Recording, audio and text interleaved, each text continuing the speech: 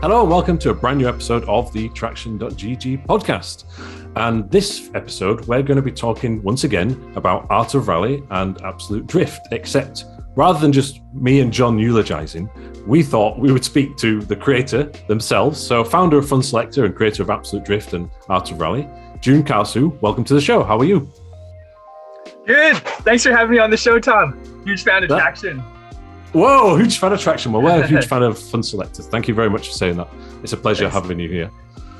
I have to ask, first of all, actually, it looks like you're not in a building. You might be in a vehicle. So where are you in the world and what are you inside? Currently in the van, the camper van, in a place called Santa Cruz in California. Oh, cool. Just been roaming up and down the coast a bit, like seeing friends and surfing and stuff. Nice. That sounds very appealing, especially because where I'm in the UK right now, it's in the middle of a storm. So being in where you are sounds much more appealing. Okay, so that's cool. So I would like to highlight, for those who perhaps don't know, in your own words, what do you do and what have you made? So it's changed throughout the years. For the longest time, it was basically just like a solo development, like a solo indie developer, going hard on making games like Absolute Drift and then Art of Rally. But we also worked with publishers to help the game help put like Absolute Drift on console and mobile and things like that. Cool. But the development of Art of Rally took way too long. So we were also working with contractors to help figure it out or help finish it throughout the process for like art and music and things like that. But then basically like it just became much more people in the year of 2020. Just like frantically trying to hire people to help finish the game because it had already been like 5 years of development at that point, which is really way too long for any sort of project and very risky. So then we hired a few developers, producers, and just people to help out. So now it's like a company, I guess. I didn't really see it like that before. So I've gone from like going hard on only like development to basically being like helping run the company and taking a bit of a I don't know, like a higher level role, I guess. Yeah. So stepping a bit back from development, but I'm still doing development, a bit of like development right now too. So we might call you a visionary now, or a creative director, or something exciting like this, but with development still. Is that fair? Yeah, I guess so. Just that sounded like a no to me. No. I think like seeing where like maybe instead of being in like the trenches, like working on the hardcore development all the time, kind of like pointing the direction of the company and like just running it to like a lot of admin and stuff. It's not that fun. Okay, well, maybe we won't touch on the admin so much. I think what we'll do is we'll touch upon the company's growth later on. And I think what I'd like to know, first of all, I'd like to almost break this into 3 segments, which is like your background and why the interest in this particular subject matter. Mm-hmm. And then touch upon Absolute Drift, and then Art of Rally and sort of the future. So, with those 2 games that we've talked about there, for me, there's a strong thread of car culture. Certainly in the latter one, Art of Rally, motorsport as well. But Absolute Drift had this very distinct style. So what is it fair to say that you're interested in cars? And if so, what got you into these amazing machines? Probably video games were it. So I grew up in Vancouver in Canada. This is not like a huge motorsport scene like there is where you guys are in Europe or in the UK or in Europe. There's not that many regional races. I think I went to like a cup race, like a stock car race in Vancouver when I was very little and saw some stock cars, basically like NASCAR cars. It was funny. But mostly just hanging out, playing racing games, either by myself or with friends. Was there any games at that time in particular? Yeah, like Need for Speed, Colin McRae Rally, the Dirt Series, Yeah, I think Colin McRae Valley there you mentioned is a many people's sort of first introduction, or one of the early ones that hooked them in. Certainly it was for me. How did you transition then from playing games to making games? It's a bit of a long story. So right after high school, I went to engineering school, engineering university. I failed the programming class, and actually redid it the next year at a different school, and actually understood it and did better than my other classes. So figured, okay, let's go to programming. And then from then went to a programming school, took a degree in games, like video game programming. So like pretty low level programming for games. Yeah, was just making some games on the side in Unity and like messing around, and that's basically the start. Oh, nice. Yeah, that was a good condensed version, I'm sure. Doing qualifications and education and playing around with Unity is one thing. Playing Colin McRae Rally and Need for Speed is another. How do you then progress towards Absolute Drift, let's say? So basically, there's this Ken Block Gymkhana series. I'm sure you know of it. So I think it was number 5, or it was almost like a video game, and the ground, the tarmac was like pretty light gray, and the boxes and the obstacles Ken was drifting around were like red and white. So I saw that video one weekend just in the December, and I was like, this would be really cool to make. Like I've been playing a lot of Mirror's Edge. Dark minimalistic game with awesome art style, and then some other kind of games. And then there's this, it's called the Global Game Jam. So it's where like developers, like from students to people who do it for a living, like get together for a weekend and just make a game with teams or by themselves. So that's basically where I made like this super ugly prototype, which was actually not a top down, like isometric kind of pull it back view. It's like a traditional follow cam. Okay, yeah. Like in Need for Speed, let's say. And that was basically the start. And I co-opted that into my I forget what you call it. Basically in the last term of school, we had like this term project, like a practicum. So I basically like used that as like time to work on the game. And then that was actually my last term of school. So finished that, applied to some places, couldn't get a job. And then I guess I could have kept applying, but I put a demo of this out on, I think GameJolt and itch.io. Oh no, and IndieTV. And then it just went big. Like it went on Kotaku and a bunch of motorsport sites. So then I asked my parent, I was like, whoa, this could actually be something. Maybe I could make this into a game. But I was very like inexperienced. I never worked in a game company or anything. Like the goal was to get it on like Steam and Humble. And I just asked my parents, like, can I just try to finish this game? they're entrepreneurs themselves a bit. Like they've tried to start things in the past, like restaurants and things like that. Right. Unfortunately, the restaurant is not here anymore. But yeah, they were like, okay, so kind of like just like, okay, just go try it out. Like you don't know too much, but just give it a shot. So that was how it started. Well, it was certainly the right decision, I guess. I suppose when life gives you lemons, you make lemonade. A bit of a cliche, isn't it? But you certainly had the interest and the passion and the right idea, because Absolute Drift was a success.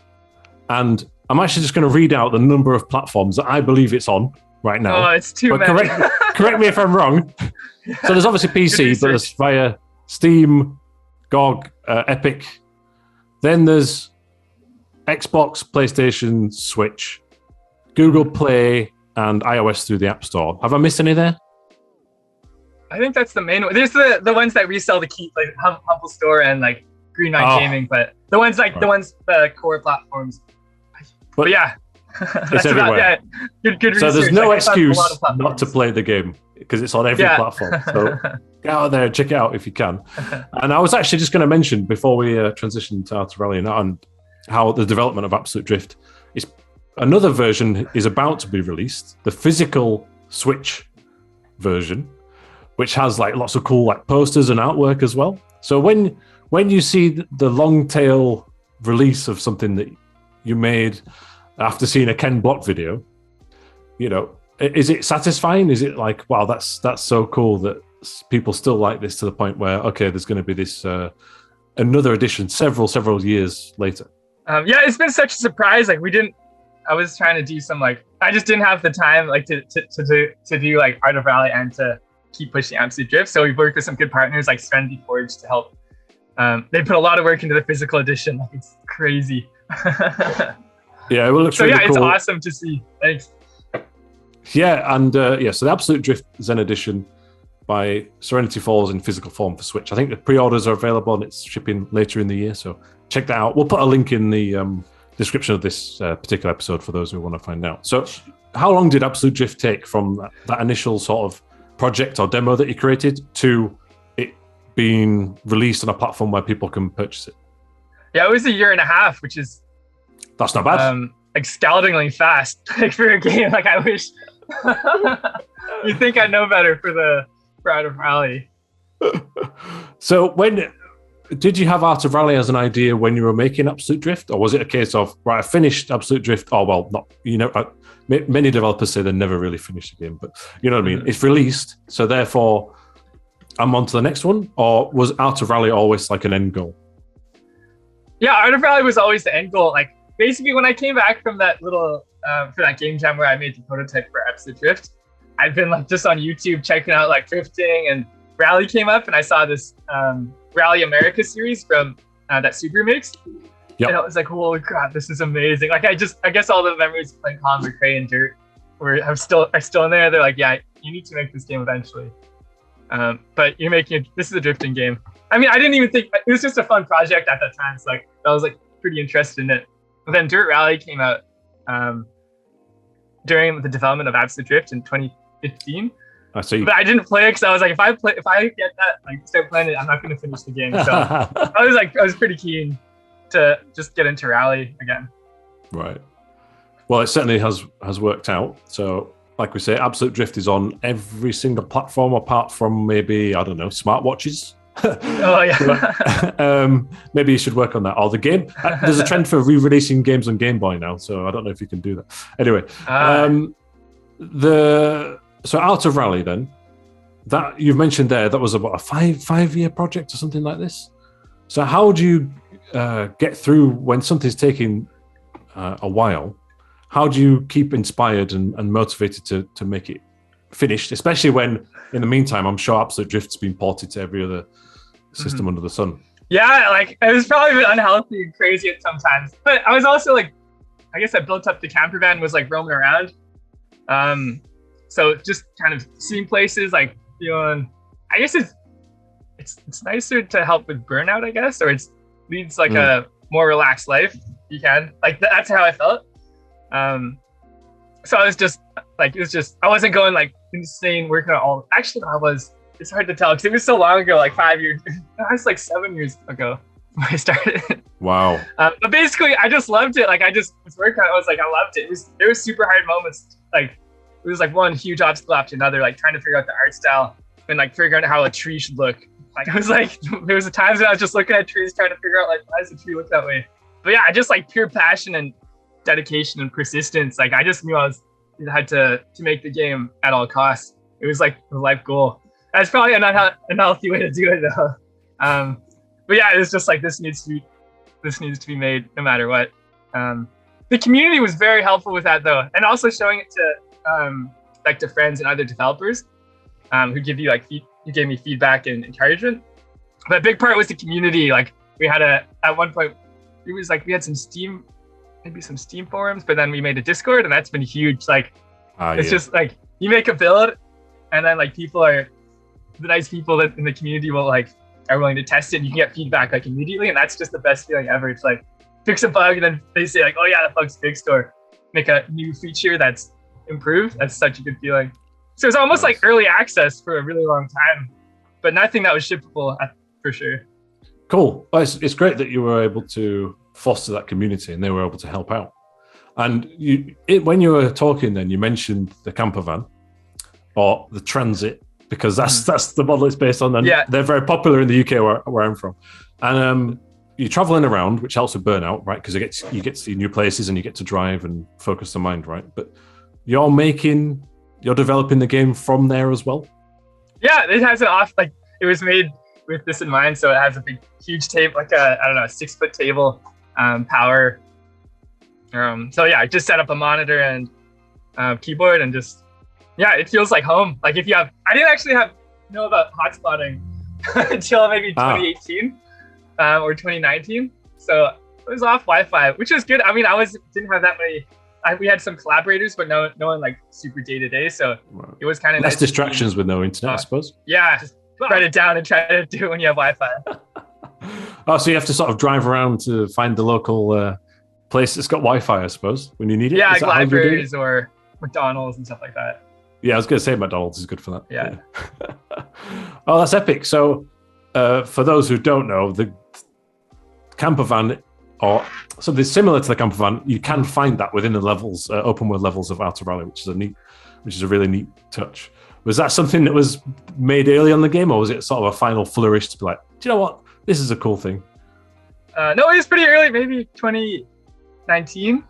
I think we had one of our vehicle artists just make it. I thought it'd be funny. But you can actually drive it. You can actually drive it too in the game. You unlock it later in the career. Yeah. Which is the coolest thing. Which reminds me, and this is a bit of a deep cut, and you may or may not know of this, but in Colin McRae Rally 3, you could unlock a rally spec transit van and play that. There was like a cheat code. And so being able to play a transit van in Art of Rally, very different, but it reminded me of that. Anyway, that's for another time. That's awesome. We don't need to go into my transit van obsession. Anyway, when I play Art of Rally, and when our Traxion community does, and I'm sure yours does as well, the overriding sense for me is a love for the sport of rally, or a deep interest, because the little touches and the vehicle designs that you've chosen are very evocative, and for me, remind me a lot of hours that some might say were wasted watching rally videos on YouTube, but I think they were well spent. Same. So do you have any like favorite rally videos or rally drivers or eras that from the real world that you're particularly, excited about? Well, I think it's hard not to love Crew B mostly. That's where I was kind of going, I think. Yeah. But into it, yeah, I guess Group S was super cool too. Like it almost felt like being a historian. Like people, there's like a smaller community of really dedicated people that do research and try to compile the history of the cars and things like that, and the drivers and the races. Like it's cool to think of what could have been if Group S wasn't canceled. Yeah, it would be scary. It would actually be terrifying to see that. I think it would have been good and bad. Yeah. I mean, it's really, but it's super fascinating trying to, I don't want to go on too much of a rally nerd tangent, but to research the vehicles that never were, but kind of did exist, and those secret Audi prototypes and stuff, and these grainy pictures you can kind of find on the internet. That's really cool. Yeah. But they were never racing anger, right? Yeah, it's true. Well, maybe some of them went to Rallycross, I think, but most of them have just sat pristine. Well, speaking of Group S, I don't know if you and Ken Block, one of the original inspirations behind Absolute Drift, but there's a cool video recently where he drove the Audi Group S car. I saw that. That was awesome. That was super cool to see. It was so funny. It's wild to me that he's an Audi representative now, but anyway, that's epic. So you also mentioned there, to take it back a bit, because I could go down a path there that will lead to lots of rally talk. They did talk about gaming. So when the community in the early stages of Outer Rally is talking and helping you out, were there any specific big challenges that they were able to assist with? And also, does the community feedback, even now once the game is released, still spur you on to maybe make new content in the future, perhaps? So first question was, how did they help us? That was two questions in one, wasn't it? No, yeah. all good. How did they help us overcome obstacles and things like that? I mean, lot of parts of the game are big obstacles. We just tried to get they were helpful in giving us feedback on the new things that we were working on. It's basically you can almost have a churn of people who want to test the game, and the game took so long to develop that I find it personally hard. It would be hard to be involved in the development of a game for 4 or 5 years from the start, because it's going to change slowly. So we kind of have new people, people that maybe some people would stay the whole time, which is super dedicated and crazy, but acceptably so. People would maybe be around for a few months or maybe a few years, and they would help us test like features then. But basically, like if you have a build, if you play the build, that's where it's at. So if you had new things that can be exciting for players to test, basically everything they helped us with. They also had a lot of good ideas too that we put in the game. Speaking again of the community, you recently posted about potential or investigating mod support in some form. Mm-hmm. What's the thinking behind that? Yeah, I guess it's a bit under wraps. We did put out that teaser for invitations for this beta. So right now we have the car livery mods. They're hosted on Race Department. So basically, you can just take a template image file and modify it in like Photoshop or GIMP, and do anything you want with it. So people have made some really cool liveries. I think there's almost like 1,000 now. So yeah, basically, we can't say anything firm, but it's gonna be not car liveries. It's gonna be something else. But it's requiring a ton of work on our end. Like it's gonna be a beast of a feature. That's all I can say. Ooh, a beast of a feature. Maybe I could read into too much the word beast. I'm not going to, but that's interesting, and we'll certainly keep our eyes peeled. And if ever, awesome. And as soon as you announce something, if it's ready, then TraxionGG will obviously cover it. We have got a brief article in there about, because I think you had a Google form at one point where people could submit, and so I hope that goes well. And so the other couple of things that may be taboo, and you might not be able to say something, but I will have to ask, is a while back, I think it was on the Steam page, maybe around the time of the Canyon release or one of the patches, I forget now, there was a hint about a potential tropical environment. Is that still on the cards? Or is Outer Valley basically still in development for new content? Yeah, there's new content planned.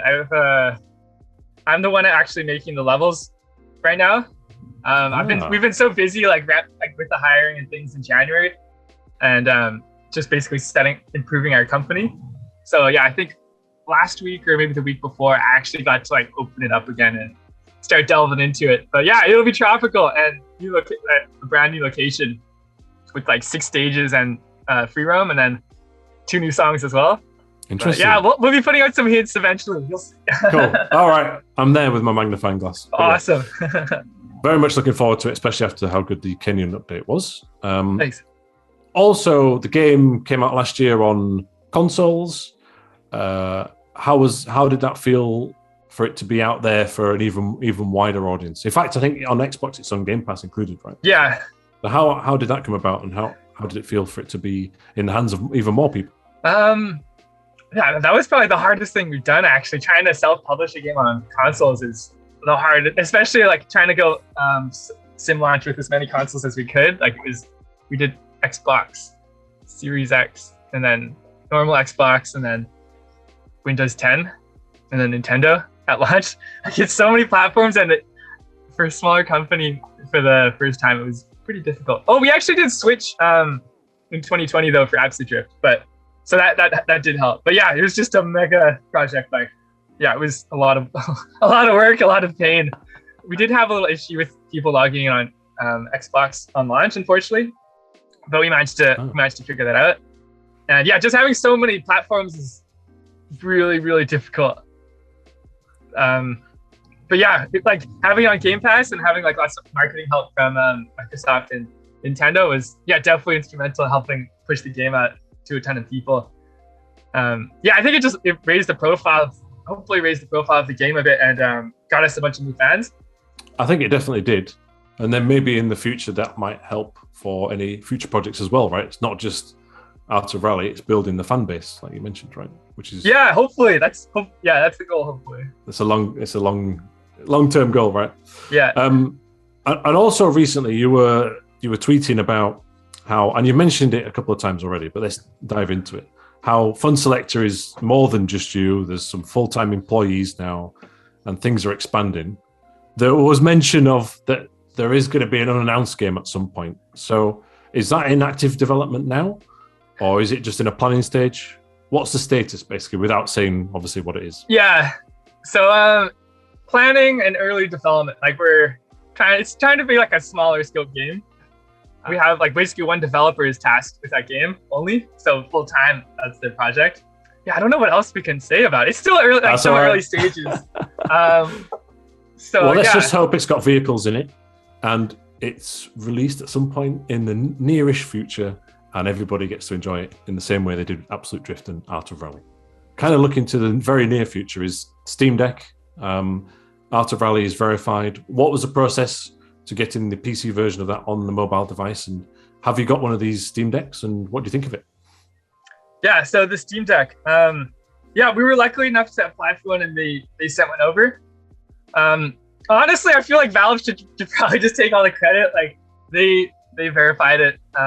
They did reach out about one save file issue, but yeah, they've just been great having it on. Like the game is like, it is on consoles and things, so it is like the Steam Deck is kind of like a mini console.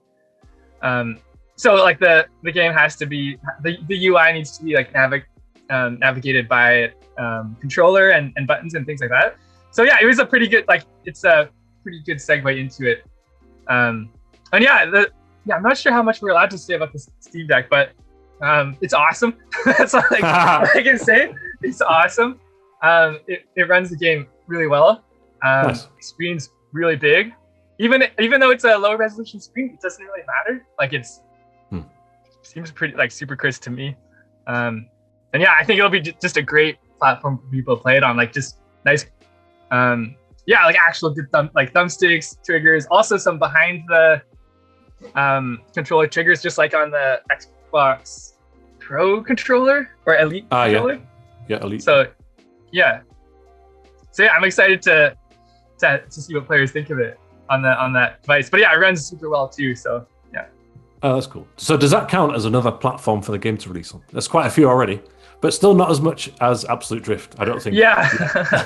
I don't think it's still through Steam, but it's like a tertiary platform. But you have to have like the game, like there's like the verification status of the game. So I'm not sure what you'd say. Not a complete full platform, but still something. I think it counts.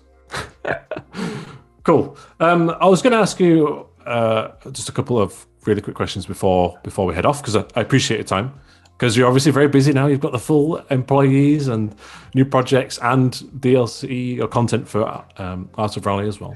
But yeah, it's a bit overwhelming. it's a lot. Do you have time to play any other contemporary games at the minute or not? Here and there. I'm just trying, like, honestly, I'm just trying to like relax. Like the past couple of years have been insane, so just trying to get my brain just more relaxed. So honestly, right now I'm just try to do as little as I can to recover. Basically, I think I was a bit burnt out, so I'm just trying to do as little as possible. But yeah, every now and then, like in the van, it's a bit more challenging if you're driving around, like to set up the computer every evening. But yeah, I do want to get into more games as well. Like there's so many racing games, like Grid Legends sounds pretty fun to play. Yeah, well, that's definitely a fun one. We've been testing it recently, and yeah, there's more information on the website about that on our YouTube channel. But it's cool. I'd like to see more sort of less super serious games and ones with a bit more flair. Grid Legends is definitely one of those, and in my opinion, so is Art of Rally, which is nice. And the other thing I was going to ask is, so what's like a typical day? So after you've spent your morning with us recording this, thank you very much. You know, what's your typical day like at the minute? Are you going to go straight into development? Are you going to be managing the team? What's next for you on the list? It depends on the day. So now we're on 4-day work days, which has been really nice just for recovering and having more energy during our actual work days. Our team is very spread out all over the world. Like we have a few people in America, and then like Belgium, and we work with people in London. Ooh, and then that's a tricky time. And then Australia. Difference. Yeah, so like basically, if we're talking, like it depends if we have meetings with Europe. It's in the morning, and then our Australian developers and producer come on later in the day. So yeah, it's kind of crazy. It depends on meetings and work. Like try to do something fun every day though, at least like maybe go for a bike ride or go surfing or something. It also depends on the time of day. Like right now we have shorter days, so it kind of compresses the time when you can do stuff. But ideally, like wake up early, go for a bike ride, come back, start working, and then it'll overlap into the rest of the team's work day later on in our day. But yeah, like right now, unfortunately, it's been a lot of like emails. Honestly, for January, it was just hanging out in my inbox, just answering emails. Wow. I know that like feeling doing a all lot too of well. admin stuff. But now we can transition more into development, I hope. Cool. Well, thank you very much for your time, Dune. All the best with leaving your inbox behind for a few minutes at least and trying to get some development. I can't wait for the tropical themed upcoming Out of Rally levels and the potential modding project that you may or may not be working on, of course. We'll keep our eyes peeled at TraxionGG. So I hope you have a good rest of your day. Thank you, Tom. Thanks so much for having me on the show. It was great talking with you. No worries. And thank you very much for joining us. I know it was early for you and at the start of the day, but we really appreciate it. Just a quick plug to wrap this episode up. Please do like and subscribe on YouTube, or if you're on Spotify on the app, you can now like a podcast, and on Apple you can subscribe and leave a review. It really does help out the show, helps our popularity, which means we can get more guests like Dune on to talk about cool stuff. And otherwise, we'll have all the information about Out of Rally and upcoming things on TraxionGG, the website. Give us a follow on social media. We'll put the links to Dune's social Funselektor profiles as well. And that's it. Thank you very much. Keep it pinned.